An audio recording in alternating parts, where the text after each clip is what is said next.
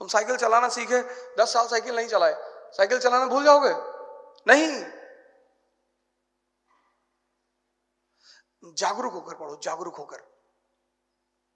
संघर्ष जीवन है।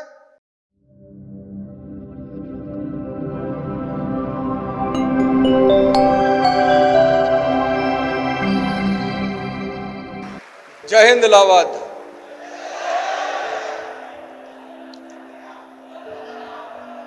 प्रयागराज, प्रयागराज, प्रयागराज।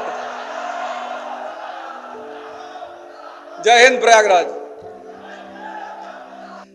वो जगह जिसको किसी जमाने में ऑक्सफोर्ड ऑफ द ईस्ट कहा गया,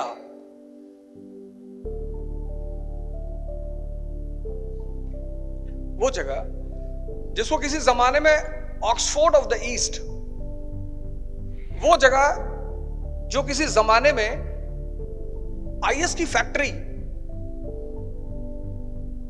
ताराचंद, एएन झा, जीएन झा, मतलब इतना रिजल्ट, इतनी संख्या होती थी रिजल्ट की कि मतलब फील ही नहीं होता था कि आईएएस कोई बहुत बड़ी चीज है। और आज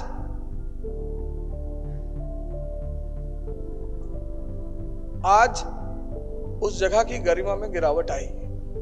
तो अगर गिरावट आई तो उसका कोई मुख्य वजह जरूर होगी। अपनी कमियों से दूर भागना।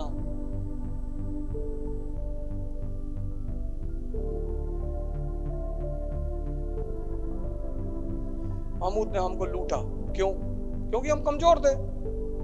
इस पर ज्यादा जोर दिया जाना चाहिए था।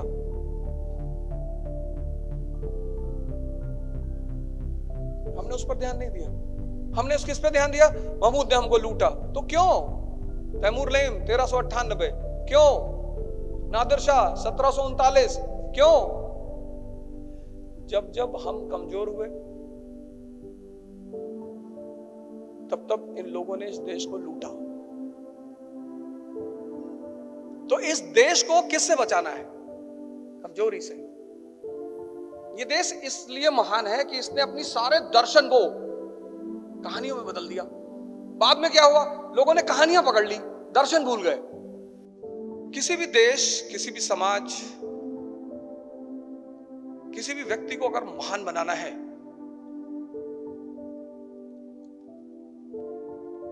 तो उसकी शिक्षा पद्धति पर सबसे ज्यादा ध्यान देना चाहिए। मैं नहीं कहता, ये बात कहते हैं डॉक्टर बी.आर. अंबेडकर। उनका एक बड़ा प्यारा कथन है कि शिक्षा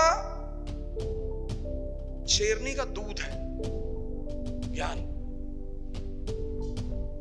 जो उसे पी लेता है ना, वो दहाड़ना शुरू कर देता है। कुंभ का जो आयोजन इलाहाबाद में होता है, वो किस ग्रह से जुड़ा हुआ है? बृहस्पति। और बृहस्पति कितना वर्ष लगाता है सूर्य के चक्कर करने में? 12।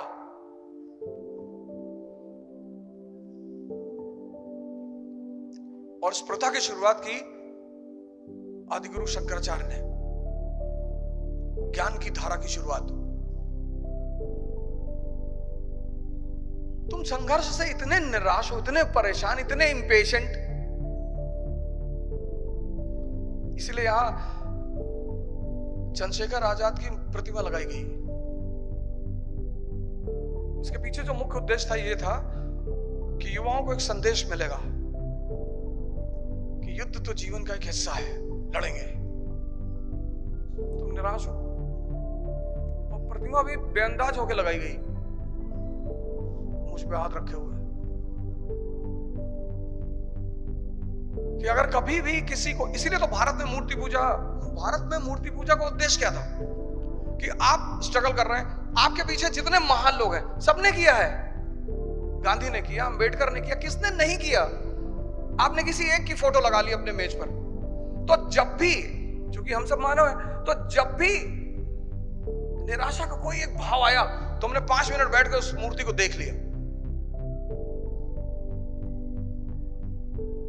और अगर आपने उस व्यक्ति की जीवनी पढ़ रखी है, तो उस व्यक्ति की पूरी कहानी आपके दिमाग में एक बार रिवाउंड कर गई।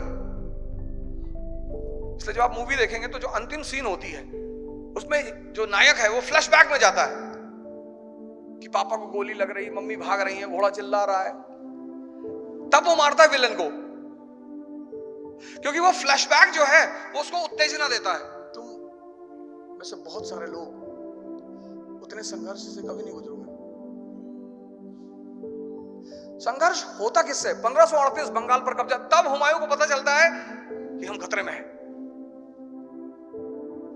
हुमायूं सेना उन्हें लेके बंगाल पहुंचता है। उसको हुमायूं की कमजोरी पता है ना, बंगाल में अफीम सजा दिया, अच्छे अच्छे डांसर सजा दिए, और बंगाल से बाहर हुमायूं बंगाल पहुंचा, उसने देखा अफीम, उसने बंगाल का नया नाम रखा जन्नताबाद। हुमायूं 10 महीने बंगाल में पड़ा हुआ है, शेरशाह तैयारी कर रहा है। हुमायूं का भाई है हिंदाल, लेटर पे लेटर भेज रहा है कि भैया 5 जून को प्री है, भैया भैया प्री है, कहा हम देख लेंगे।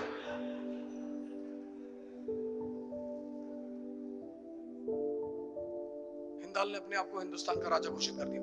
वहां से निकलता है वो, चौसा में उसको शेरशाह से मुलाकात होती है। 1539 बैटल ऑफ चौसा, दोनों सेनाएं आमने सामने, 3 दिन। तीसरे दिन शेरशाह अपनी आर्मी लेता है, डोरा डंडी, बैटलफील्ड से बाहर। हुमायूं ने पूछा क्या हुआ? कहा ये बगल में कोई कबीले का सरदार है, उसने इनको गाली दिया, उसी को दंडित करने जा रहा है। हुमायूं के पास कितना अच्छा मौका था शेरशाह पे हमला करने का, मौका छोड़ दिया। जीवन में मौके कभी मत छोड़ो। शेरशाह ने रात्रि हमला किया, नाइट अटैक। जागरूक होकर पढ़ो, जागरूक होकर। संघर्ष जीवन है, कुछ नहीं मिलेगा, लेकिन संघर्ष करने के लिए साधना करनी पड़ेगी। और साधना मतलब ध्यान। संतों का देश है।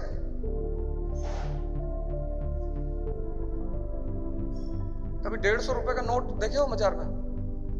नहीं, क्योंकि 150 का असली नहीं आता। जिसका असली होता है उसी का नकली होता है।